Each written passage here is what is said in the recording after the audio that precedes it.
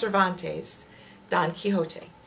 And it's taken to the next degree, where Cervantes is placed in prison during the Spanish Inquisition, late 16th century, and he tells the tale of Don Quixote to the prisoners in order to save his life, basically, from getting killed by them, and to keep them from taking his possessions.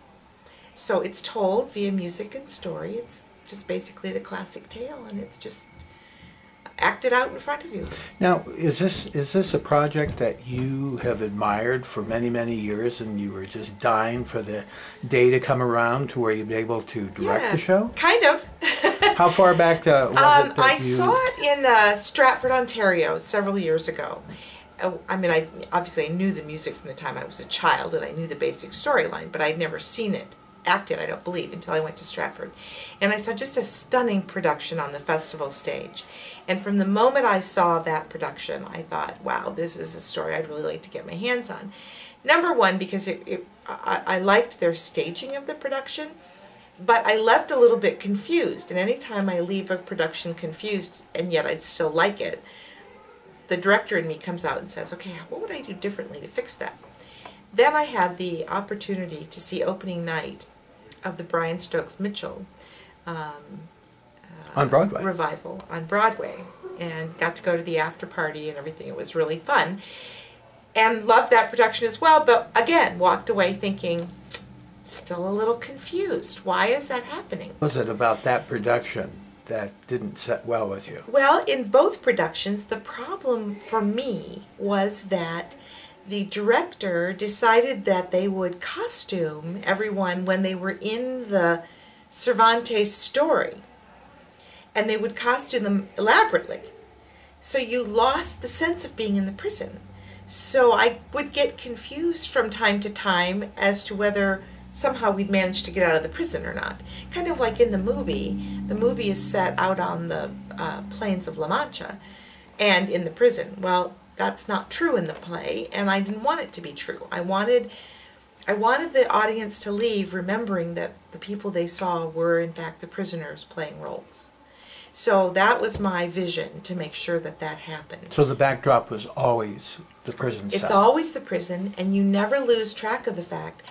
All of the costumes are very representational. When I started working with Kathy Verstrady, I said, Kathy, I don't want costumes. I want a representational piece of what they're wearing. So his niece has a lacy shawl, and his housekeeper has an apron, and the professor has a coat and a hat, but you still see their prison garb underneath, so that you never leave that reality.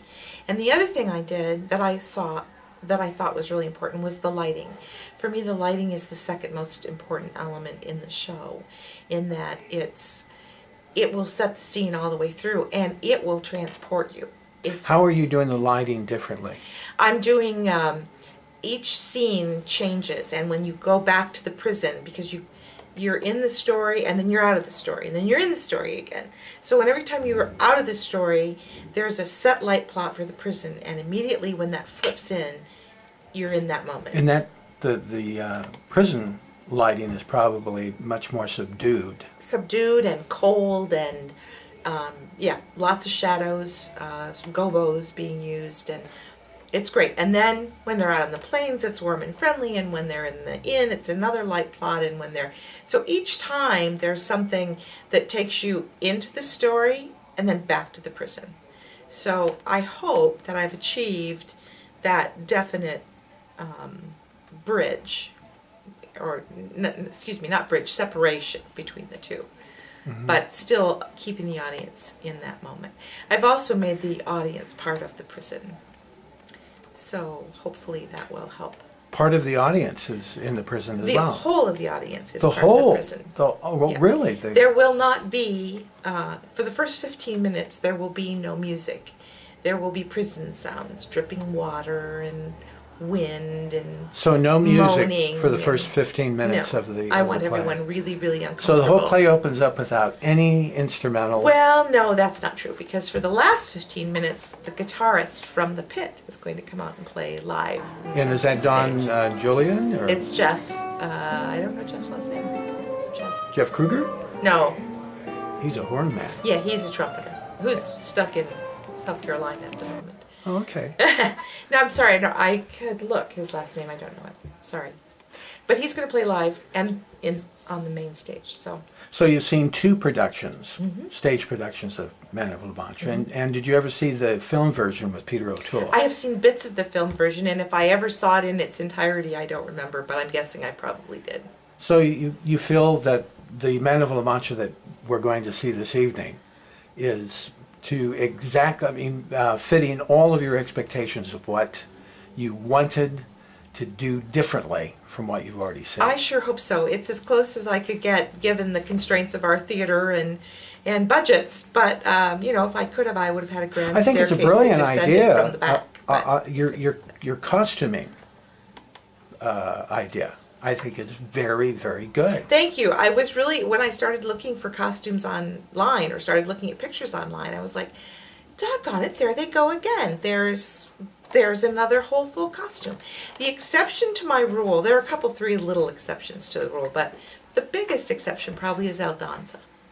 Because for me, there is a question of whether Aldonza is real in anyone's mind but Don Quixote's. Just as Dulcinea is also only real in his mind.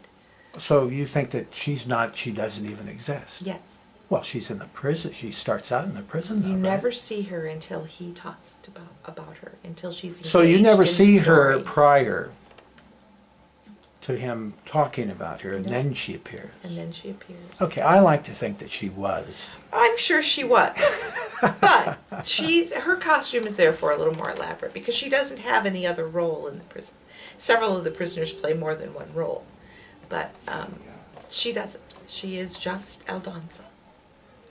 And who are your principal actors? Who is Don Quixote? Don Quixote is Don Kuhlhorn, who I'm pretty sure was born to play this role. He has completely embraced it. He's wanted to play it for 34 years. So since he was 2, right, Don? And he's just doing a tremendous job with it. Dan Jablonski. Thank you, Dan Jablonski. Actually, the name out of my head. Daniel Jablonski. Daniel Jablonski is playing Sancho Panza, and he is perfect. You know, I think that when I heard that Daniel was cast as Sancho Panza, I thought, just like Don Kuhlhorn for 34 years wanted to play Don Quixote, I cannot think of a more perfect actor here at this playhouse to play Sancho than Daniel Jablonski. I totally agree. I walked in, and I mean, when we started discussing the script, I thought, somebody'd have to go a long way to beat Daniel, because he really is great in the role. And then for the part of Aldonza, it's double cast. I wrestled for 24 hours with how to cast this role, and finally just said I want both of them, and talked to Phil, and he said, "Yeah, I've done that before. Go ahead. If you get their agreement, it's fine with me." So it's Michelle Hopkins and Susan Brown. Susan Johnson. What is with me in names? Now see, this is going to be a horrible interview. Let me start that again. Michelle Hopkins and Susan Johnson, both of whom have performed professionally. Now, both bring totally different things to the role. Now, that's interesting. You know, usually, I mean, were they so evenly talented that you couldn't, the leverage would not tip one way more so? What happened? That would have made it a much easier project. It would have, but boy, this has been just really interesting, and it's brought Don Kuhlhorn even out more because he had to work with 2 different styles. They are, one is a fabulous singer, and one is a fabulous actress. And both of them have amazing skills in the other side as well. Okay, so that was the reason why. Yeah. One had a great voice and one had great acting ability. And when I called them to talk about whether they would be willing to accept this, each one of them recognized their preferred skill, and each one of them recognized their weakness and said, I want the opportunity to improve that other skill. Mm-hmm. And they each have young families, so it meant that they could take time with their families throughout the run of the production, because a 4-week production run gets to be long, and especially as you're leading into the holiday season. So they get time to be home with their families. They get time to each do a role they really, really love, and each of them has risen to the challenge. And I will tell you, it will be a different show, definitely a different show each time they perform, but neither will disappoint you. Now, Phil Callahan. Yes. Is the barber. He's playing the barber. And how's he doing? He's doing a great job. He's, again, one of those people who just steps up. You say, Phil, I need you to do, and he goes, okay, I'll do that. So okay, now supporting casts are very, very important, yep. as you well know. Yep. I mean, you could have the best principal actors, and if the supporting cast yep. are subpar, the whole production's going to yep. suffer. How is your supporting cast? It's outstanding. I have Matt Archibald, who is the vocal director and is also playing the part of the Padre, who sings a beautiful, beautiful song to each's Dulcinea. There is no Dulcinea, she's made of flame and air, and yet how lovely life would seem if every man could weave a dream to keep him from despair, to eat his Dulcinea.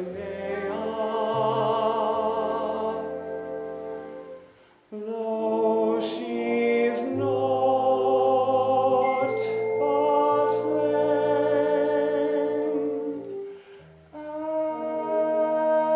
and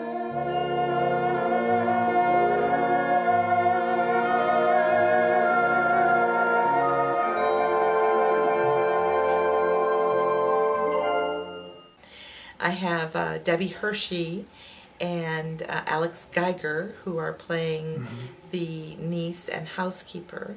Kerr Anderson, who is doing a fabulous job with the Duke, and Dr. Carrasco. That's a dual role as well. Fred, whose last name has just escaped me also, who's playing the Duke. Just a wonderful actor. I understand he's been in productions here before. I've never seen him. He has a tremendous voice. Well, if he is as fantastic as you say he is, we will never forget him. You will never forget him. And that's I'm sorry, I'm terrible with last names. But he's just great. I just think of him as the governor all the time, so I never have to think of him as anything else. Mary Scott is playing a minor role. That's Mary Scott O'Connor. That would be Mary Scott O'Connor's playing a minor role. Although, of course, there are no more minor roles where Mary Scott is concerned. Let's see, who else is in this? We have 2 lovely high school girls. Eva Brunetti, I think is her last name, and Jessica Colada, they're doing a ballet, a contemporary ballet, behind To Each's Dulcinea, which is really lovely. And they're playing the parts of the horses. That's a touch that you brought in, I did. right? I did. That's nice. Saw that music, and I heard that music, and I saw a visual, and I said to Michelle, who's our choreographer, has it ever been done before? And she said, I've never seen it done, but boy, do I think it would be cool to try. So we're doing it, and I really love it. Now, set design. Set design, I had the basic vision for it. I had a friend in Petoskey who was going to design it and came down here and sort of talked me through it, and then he had to back out. So I kind of stuck to my original vision, and I translated it to paper, and Kerr and Jeff, Kerr Anderson and Jeff Kroger made it happen up there on the stage, and it's fantastic. I can't wait to see I it. was very determined to have a couple of elements, and they made them happen. And I was willing to compromise on some, but not on all. So they've done just a great job of transforming the side. Was there any time during the whole process of rehearsals that you ever had a moment where you went, oh boy, why did I get myself into this? Yes. And it was really early on. And it, At what moment? it reared its head a couple of times. Well, as I started to read the script, I realized that everybody's on stage all the time. It kind of became my mantra when people would say, am I on stage? Everyone's on stage all the time. So it meant that you had to have everybody engaged all the time. Right. And when they weren't actively involved in a scene, they had to be part of the audience. But they had to be a part of the audience that was a prisoner. So that was really difficult to keep everybody engaged for that period of time. And then we did our character work early, and I said, every single one of you has to have a character. You have to know why you're in this prison, what your circumstances were outside this prison. Do you have any hope of getting out of here? Has your experience changed you? I mean, we went through all these things, and everybody was really eager, yeah. Well, by the time we got to actually using them on stage, they'd all sort of gone, whoop, nope, what, who was I? So it was really tough getting them re-engaged and making them understand, number one, they had to be engaged all the time, and number two, they're really part of the audience. So in the same way that the audience is the prison, is in the prison, the prisoners are in the audience. So they had to all be engaged all the time, and they're allowed to applaud, they're allowed to laugh, they're allowed to murmur back and forth to each other. That becomes really important. Was this play performed here at the Old Town Playhouse? And if it was, how long? 1979 is what I hear was the last time. The one that and was only just, time that it was ever just a done. short time. Well, let me see. The movie came out, I think, in 1973, I think, something like that. So it wasn't too terribly long after that. But No. that was quite a while ago, Yeah. over 30 years ago. And Jeanette Mason directed that version. And Michael Nunn, I understand, built the stairs for that version as well as this version. So he's had experience doing this a couple times. So. Well, Betsy, I can't wait to see the show. Great. And We're excited to have you. You bet. Thank you very much. Thank you.